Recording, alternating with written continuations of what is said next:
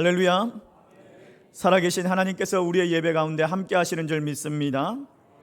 여러분은 오늘 말씀을 들을 때에 아멘으로 하답하며 그 말씀 가운데 순종하는 삶을 살아내시기를 주의 이름으로 축원합니다.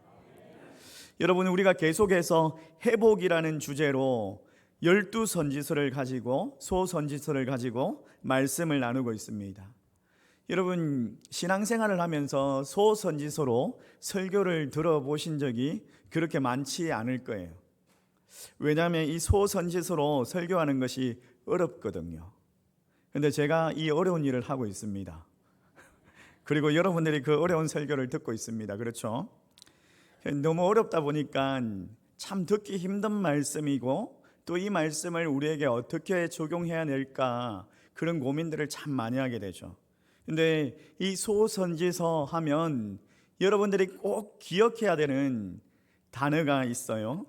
이 세 가지는 꼭 기억하셨으면 좋겠는데, 자, 세 가지가 뭐냐면 심판과 회복, 그리고 여호와의 날, 그리고 남은 자. 같이 한번 읽어볼까요? 같이 읽습니다. 시작. 회복, 여호와의 날, 남은 자. 소선지서 하면 이 세 가지의 주제가 항상 다루어지고 있다라는 걸 아시면서 또 기억하셨으면 좋겠어요. 오늘도 심각한 이야기를 해야 되기 때문에 또 재밌는 이야기를 하나 하고 시작을 해야 되겠죠. 근데 일부 예배 때 재밌다고 준비했는데 한 번도 안 웃어가지고 새로운 이야기를 또 준비를 하고 왔습니다. 새로운 이야기, 어떤 이야기냐면, 여러분, 교회 오면은 헌금 때문에 좀 부담이 되죠. 헌금 시간이 있고 막 그러잖아요. 그래서 김 집사님, 이 집사님, 박 집사님, 이 세 분이 헌금에 대해서 서로 고민하면서 이야기를 하기 시작했어요. 박 집사님이 자기는 하나님의 말씀을 이제 적용을 해가지고 헌금을 준비하고 또 그 헌금을 드린대요. 어떻게 준비를 하느냐? 하나님께서는 오른편을 좋아하시고 왼편을 싫어하시니까 이 헌금을 드릴 돈을 가지고 하늘로 싹 던져가지고 줄을 꺼가지고 오른편에 떨어지면은 헌금으로 드리고 왼편에 떨어지면 내 주머니에 얹는다, 이렇게 이야기를 하는 거예요. 그러니까 이게 이 집사님이 듣고 있다가 그건 별로 좋은 방법이 아닌 것 같다. 그건 별로 좋은 방법이 아니고 하나님은 중심을 보시는 하나님 아니냐. 중심을 보시는 하나님이니까 나는 원을 그려가지고 돈을 탁 던져가지고 원에 떨어지면 하나님께 드리고 원 밖에 떨어지면 내가 가진다, 이러는 거예요. 그 성경적인 적용을 했죠. 그렇게 이야기를 했어요.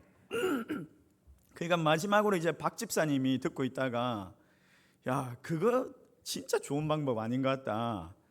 하나님께는 올려드려야 되지 않느냐, 이러면서 자기는 전부를 하나님께 다 드린다는 거예요. 자기는 전부를 다 하나님께 드린다 이러면서 자기는 어떻게 하느냐면 그 돈을 던져가지고 올라가는 걸 하나님 가져가시고 떨어지는 건 내가 다 가져간다, 이래요. 무슨 이야기인지 아시겠죠? 이건 좀 재밌었던 것 같아요. 1부 때는 이런 이야기를 했거든요.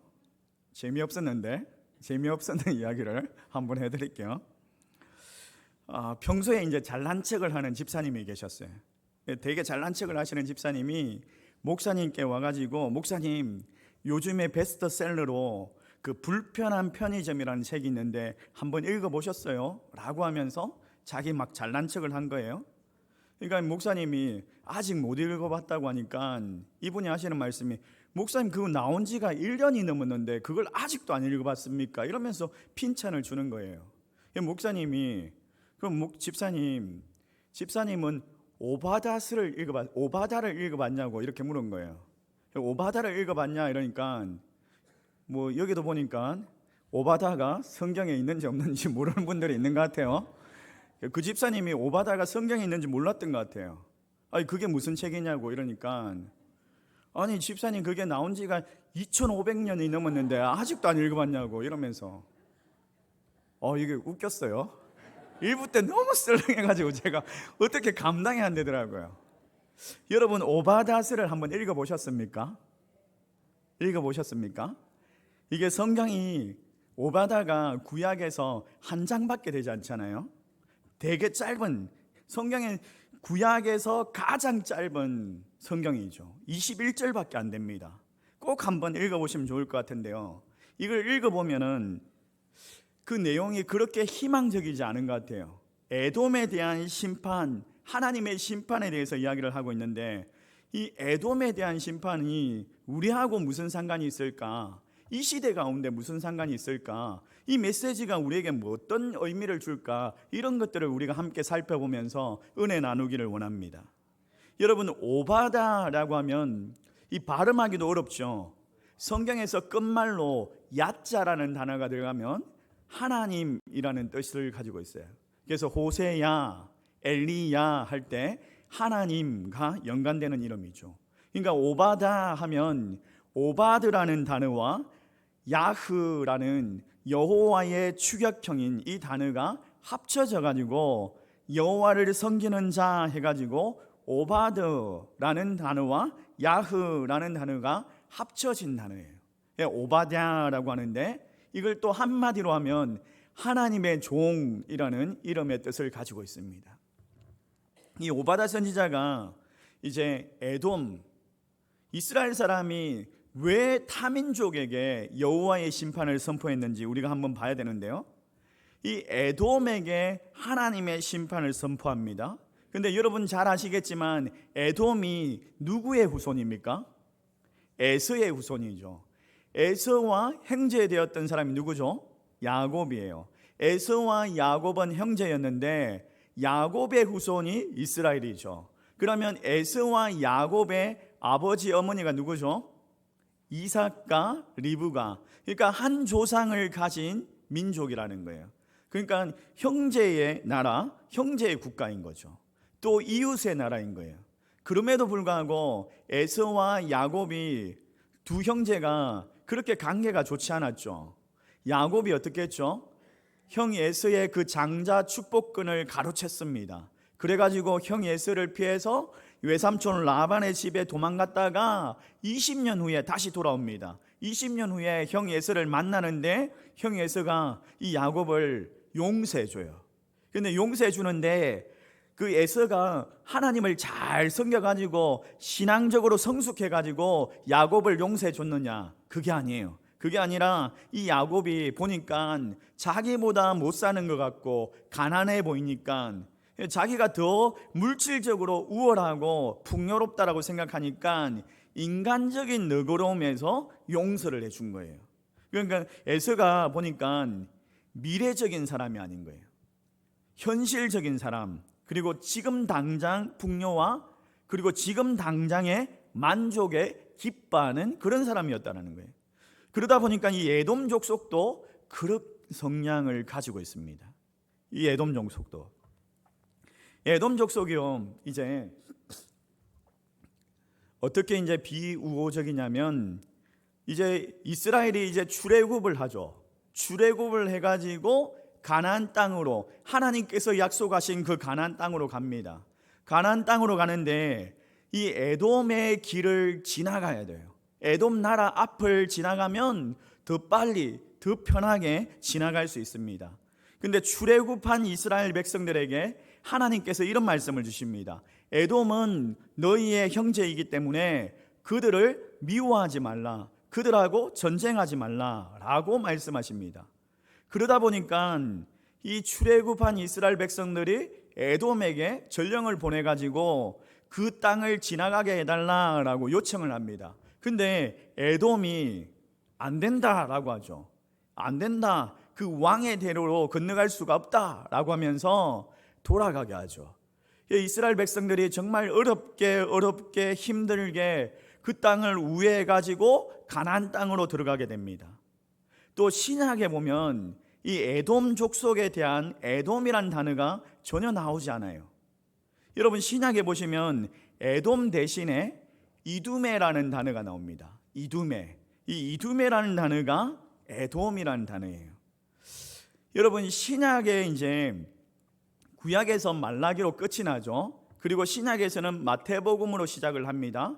근데 말라기에서 마태복음 사이를 우리는요, 신구약의 중간 시대다라고 이야기를 합니다. 이 신구약의 중간 시대에 하나님께서 침묵하시고 그 시대가 400년에서 500년의 역사가 지나가는데, 이때 이제 유대에서 혁명이 일어납니다. 마카비 전쟁이라고 해가지고 마카비 가문에서 이 반란을 일으키죠. 헬라의 반란을 일으키죠. 그러면서 그 유대인들이 정권을 탈환하고, 그리고 이 유대인들이 에돔을 토벌합니다. 에돔을 토벌해가지고 그 에돔 사람들을 강제로 유대교로 개종시키고, 에돔이 이제 사라지고 에돔 사람들이 유대인으로 편성이 되게 돼요. 여러분 아실는지 모르겠지만 예수님을 죽이려고 했던 헤롯 왕이 어디 출신인 줄 아십니까? 아실 분이 있을 것 같은데, 이두메 출신이죠. 이두메. 그럼 이두메 출신이면 어디 사람이에요? 에돔 사람인 거예요. 그러니까 유대인이 아닌 사람이 유대인의 왕이 된 거예요. 그러다 보니까 예수님이 다윗 왕가에서 예수님이 탄생하셨다 하니까 자기 왕의 정통성을 잃었잖아요. 사람들은 알잖아요. 그래서 예수님을 죽이려고 했던 그런 일들이 있는 거죠. 그런 마음도 있는 거죠. 그러니까 헤롯 왕은 어떻게 보면 자기 할아버지가 에돔 사람인 거예요. 에돔 사람이었고 개종당했고, 그리고 율법에 따라서 3대가 지나고 나서 유대인이 된 사람이에요. 그리고 로마 제국에서 그 헤롯을 유대의 왕으로 지정을 했어요. 그러다 보니까 또 예수님을 죽이려고 했던 그런 폭군이 되었던 거죠. 여하튼간에 이 에돔은요, 이스라엘과 형제의 나라, 그리고 이스라엘과 뗄래야 뗄 수 없는 그런 이웃의 나라인 거예요. 이 에돔이 또 어디에 살았냐면 사해 건너편에 세일산이라는 곳이 있습니다. 그 세일산이 바위로 되어 있는데 그 바위에 정착하여서, 그 높은 산에 정착해서 큰 민족을 이루고 살았어요. 바위산에 사니까 농사를 지을 수 없잖아요. 그러니까 척박하잖아요. 척박하면 그 시대가 농업시대인데 그러면 가난한 나라가 아닐까라고 생각할 수 있는데 그렇지 않습니다. 왜냐하면요, 에돔은 애굽으로 가는 길과 또 페르시아, 바벨론과 아수르로 가는 길, 이스라엘로 가는 길 중간 통로에 있는 거예요. 중간 통로에 있으면서 그들이 무역을 하고 상업을 해가지고 아주 부강한 나라를 일으켰습니다. 여러분, 제가 영상을 하나 준비했는데 영상을 한번 같이 보면서 또 에돔이라는 나라를 한번 이해를 해볼까요? 같이 한번 보겠습니다.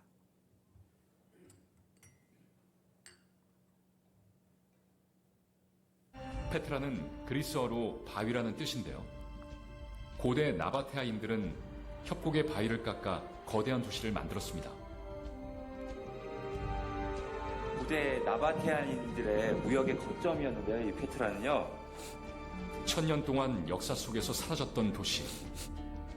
그래서 페트라를 잃어버린 도시라고도 하는데요. 페트라의 입구인 시크가 시작됩니다.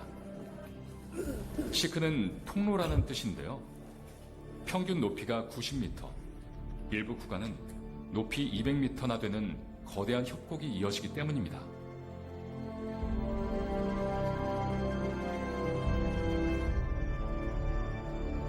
인간은 감히 흉내낼 수 없는 대자연의 영역입니다.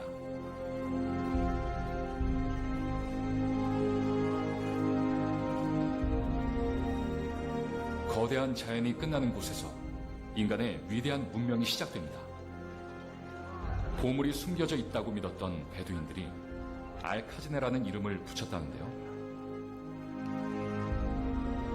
12층 건물 높이의 위대한 걸작을 바위에 새길 만큼 큰 부와 기술력을 갖추었던 나바테아 왕국. 왕국의 수도 페트라는 이집트, 시리아와 중국, 인도 상인들이 거쳐가는 주요 거점으로 높은 수준의 문화와 문명을 누렸습니다. 알카지네를 지나면 널찍한 분지가 나타나는데요. 신전과 원형 극장, 그리고 작은 굴이 늘어서 있습니다. 이 작은 굴은 나바테인의 초기 무덤으로 추정되는데요. 해저 퇴적층이 만들어낸 암석 무늬가 유적의 신비함을 더합니다.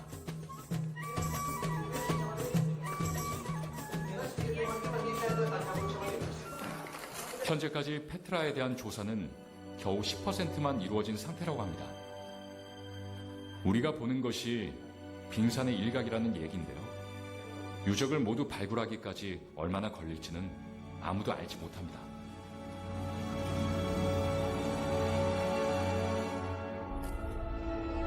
알카즈네와 함께 페트라를 찾는 사람에게 가장 인기 있는 유적지인 왕가의 무덤입니다.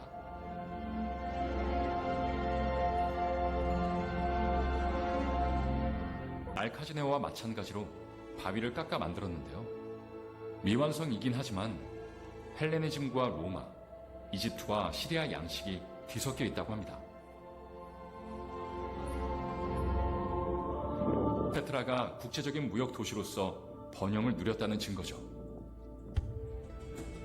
새로운 것에 흥미를 느끼지 못할 때 페트라로 가라는 말이 있을 정도로 페트라는 완벽한 여행지입니다. 그러니까 이 에돔이 수도가 페트라인데 그 세일산을 딱 넘어가면 분지가 나오는 거예요. 호평동 같은 곳이죠. 호평동이 보니까 천마산이나 여기 백봉산을 넘으면 분지가 나오잖아요. 그렇죠? 굴이 뚫혀가지고 호평동이 살았지 굴이 안 뚫혔으면 힘든 도시죠. 그런 도시인 거예요. 그런 도시인 거예요. 근데 이 영상 말고 다른 영상이 있는데 다른 영상을 보면요, 이제 그 드론을 띄워가지고 촬영을 했어요. 드론을 띄워서 촬영했는데 보니까 원형 경기장도 있고 정말 막 엄청난 도시예요. 어마어마한 도시를 이루고 있습니다. 호평동 같은, 평내동 같은 그런 어마어마한 도시를 이루고 있어요. 바위로 만든 도시. 여러분 이 영상을 보면서 생각나는 게 없어요?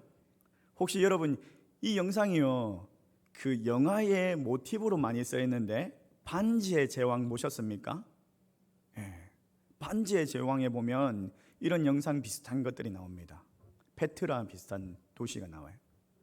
그리고 인디아나 존스나 이런 데도 많이 나옵니다.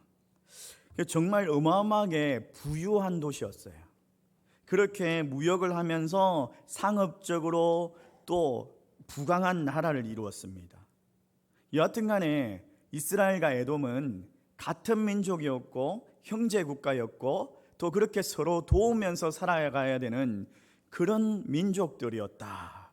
근데 왜 오바다가, 왜 이스라엘 사람이, 유다인이, 왜 이방인들 그 형제의 나라 에돔에게 하나님의 심판을 선포하고 있느냐?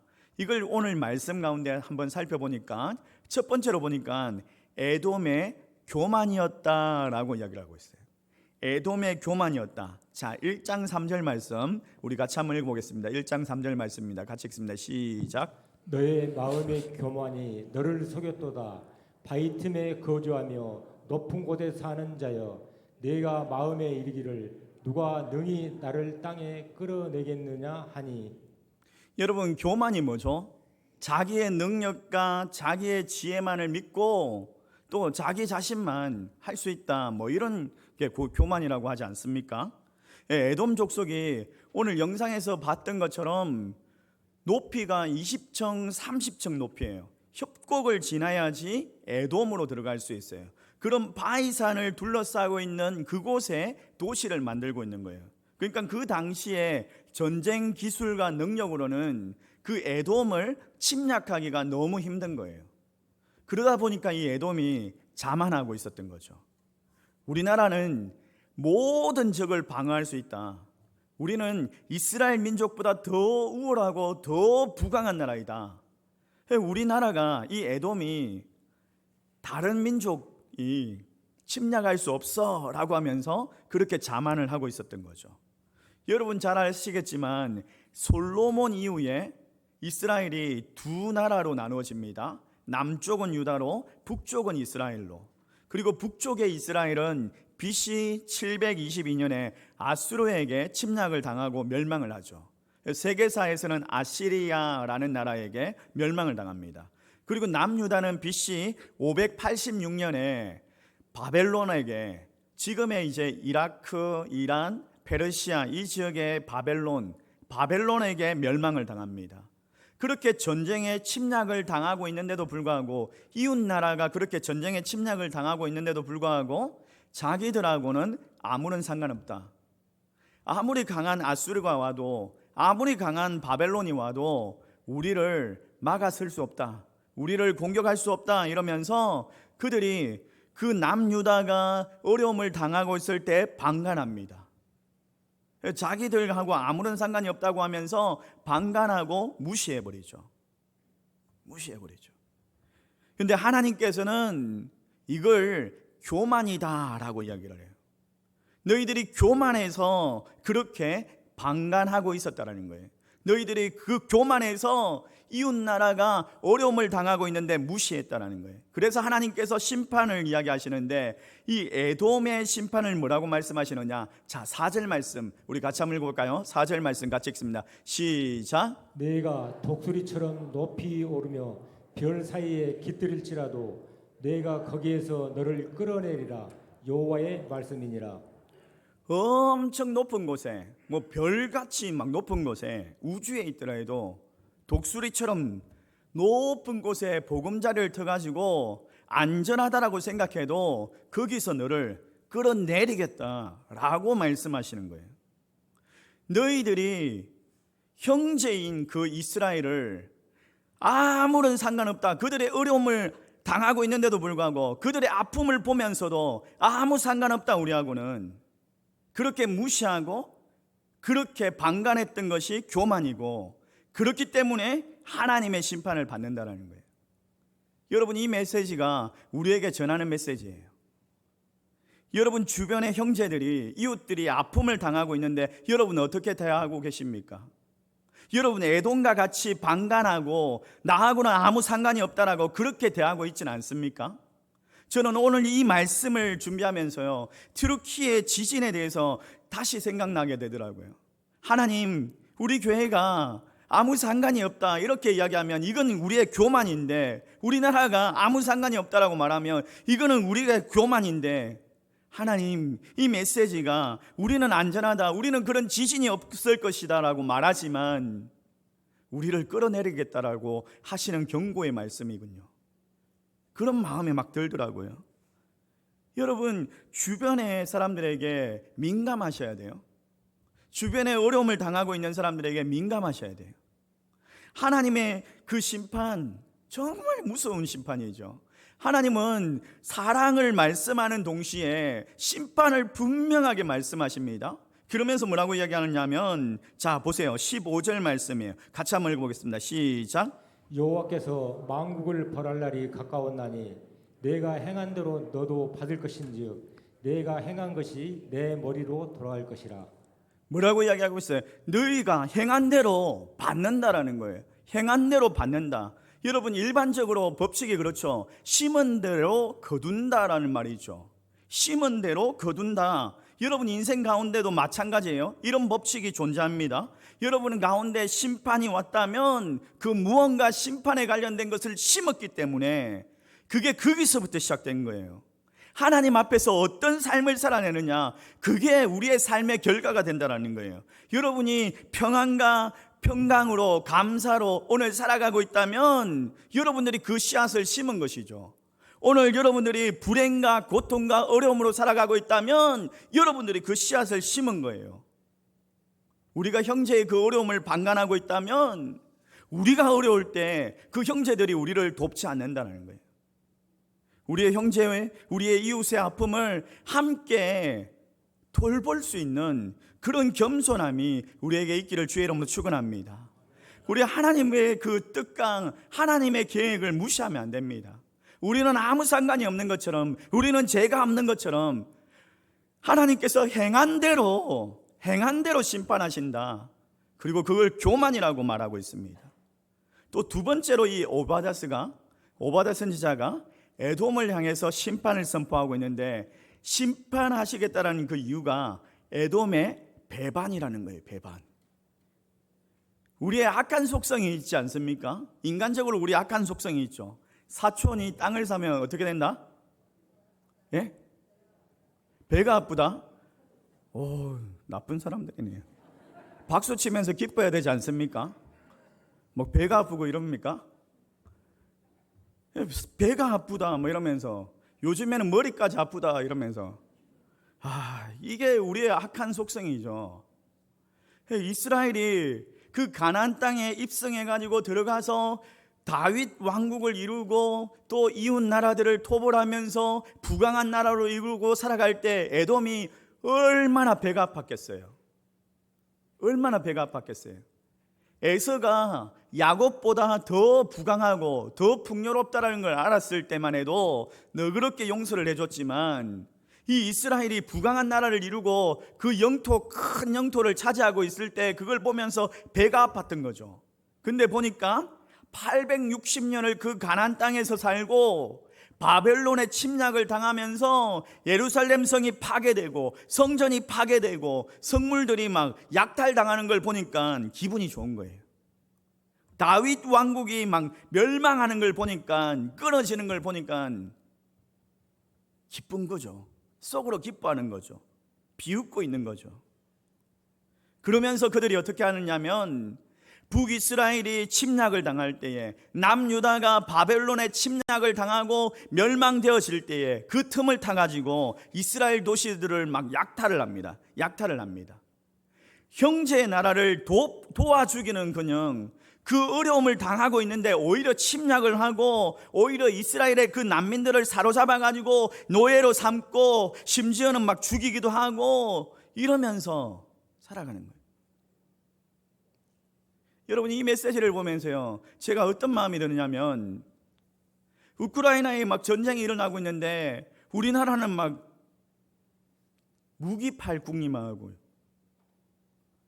무기 팔 국리만 하고, 무기 팔았다고 좋아하고, 무기 팔았다고 좋아하고 막, 이게 에돔이 행하는 배반이지 않습니까? 하나님께서 이 책임을 물으시겠다는 거예요.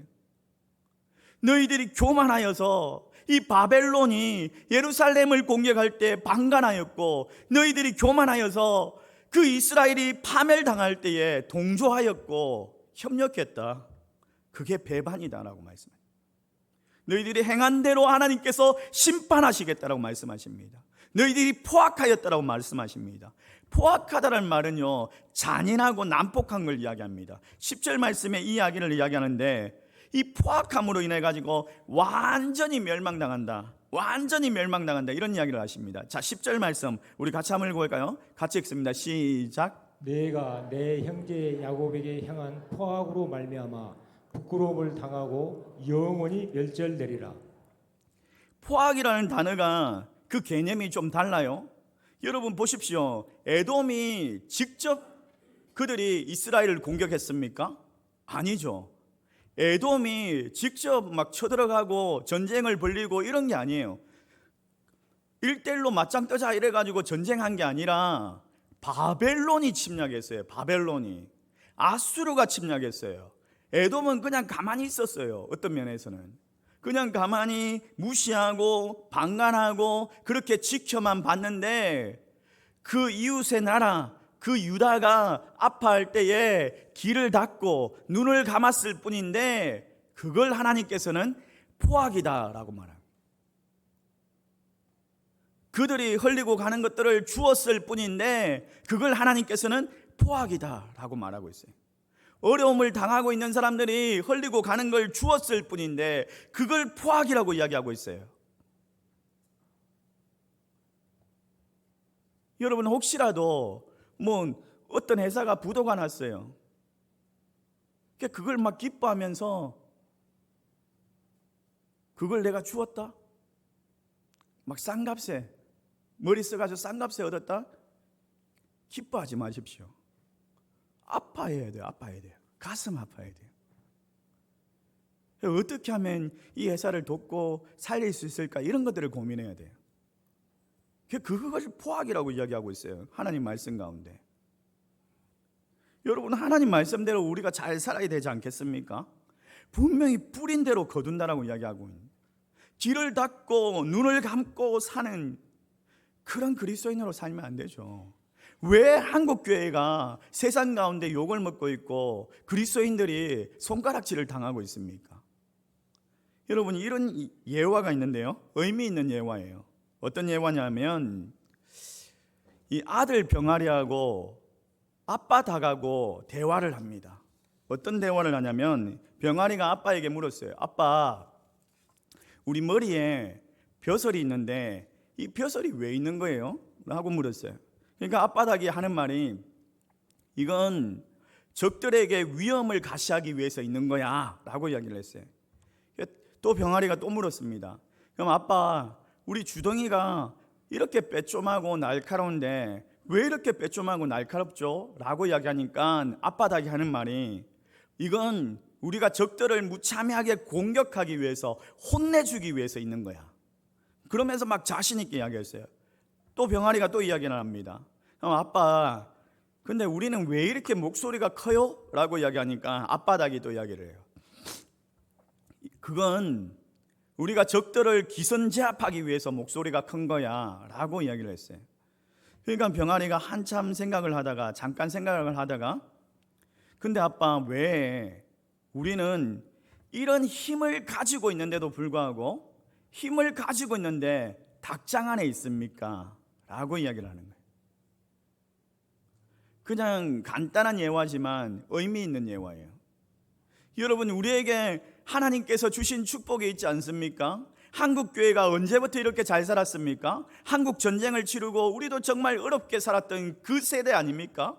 그런 세대가 하나님께서 축복 주셔가지고 이 부강한 나라를 이루었는데, 이런 힘을 가지고 있으면서도 너희들이 그 능력을 발휘하지 아니하고 그것을 나누지 아니하고 그것을 잃어버리고 있다라고 하나님께서 말씀하고 있는 거예요. 여러분, 사도행전의 교회들을 보십시오. 함께 쓰기를 나누었어요. 자기들의 그 재산을 팔아서 정말 어려운 사람들을 구제하고 선교하고 그 어려운 사람들에게 민감했습니다. 그들은 눈을 열었고 그들은 귀를 열어서 그 어려운 사람들의 아픔과 함께 나누었습니다. 근데 한국교회가 그걸 잃어버리고 있더라는 거예요. 주변의 고통에 관해서 민감하지 못하더라는 거예요. 우리가 축복받았음에도 불구하고 그 축복을 나누지 못하는 삶을 살아가고 있는, 이걸 하나님께서는 포악이다라고 말하고 있어요. 눈을 감고 귀를 닫지 마십시오. 이 사회의 문제들을 직면하시기 바랍니다. 오늘 여러분, 우리가 나가면서요, 그 동성애 반대하는 사학법을 만들려고 하는데 막 그걸 반대하는 서명을 할 거예요. 한 사람도 빠짐없이 그냥 서명을 해주시면 좋겠어요. 이 세상의 문제들, 정부를 흔들어 가지고 어떻게 하면 동성애를 조장하는 그런 법을 만들까라고 하는데, 그거 내하고 아무 상관없다. 우리 가족은 그렇게 안 하면 되지. 우리는 아무 상관없다. 이렇게 말하는 것이, 그렇게 하는 것이, 방관하는 것이 오늘 말씀 가운데 포악이라고 이야기를 하고 있어요. 여러분, 세상이 당하고 있는 문제에 직접 나하고 지금 당장 상관이 없다라고 생각하지만 그렇게 무시하면 안 돼요. 그리스도인의 그 능력을 잃어버리는 거예요. 장롱면허라고 하죠. 면허증은 땄는데 운전하지 못하는 거. 그리스도인이라는 자격은 있는데 그리스도인의 능력은 없는 거. 모양은 있으나 능력이 없는 그런 그리스도인이 되지 않기를 주의 이름으로 축원합니다. 특별히 우리 교회는 정말 민감하여서 세상 가운데 어떻게 하면 도움을 줄 수 있을까, 그런 것들을 기도하고 간구하고 또 함께 힘을 쓰는 그런 교회로 나아갈 수 있기를 주의 이름으로 축원합니다. 여러분, 세상의 그 책임들을 다하기 위해서 눈을 여십시오. 귀를 여십시오. 그래서 이 포악한 사람이 아니라 정말 하나님 앞에서 겸손하여서 정말 참된 그리스도인으로 살아내시기를 주의 이름으로 축원합니다. 우리